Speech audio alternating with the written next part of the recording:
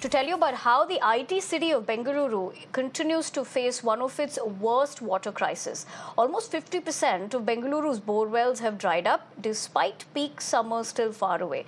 Now, in response, Deputy Chief Minister D.K. Shivakumar did announce that the state government would take control of private tankers, borewells and irrigation wells.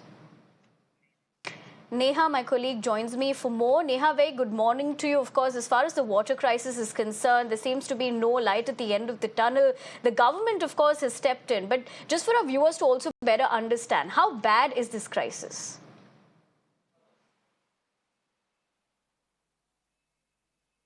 Well, Nivedana, the situation, of course, has been pretty bad in the city of Bengaluru, where we're seeing now water having to be rationed, from a couple of apartments, in fact, only getting water to a few hours a day, to several independent houses not having water at all for almost a complete day. We're now seeing that the situation, in fact, on the ground is quite difficult. However, having said that, it's important to mention that the authorities are on their toes the entire time. In fact, the BWSSB's 24/7 call center that's been set up now to take in complaints, is of course up and running. Well, we're bringing you these visuals right now from this call center.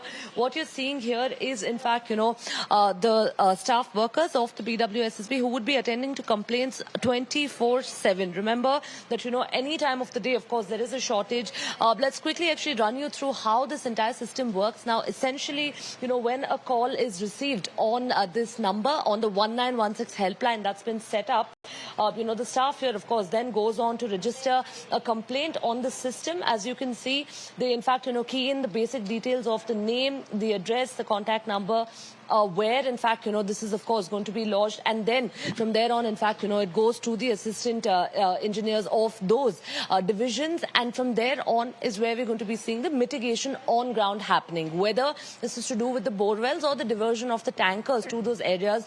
Right, Neha, I'd have to interject you there, but thank you very much for joining us with the latest as to how the war room is functioning.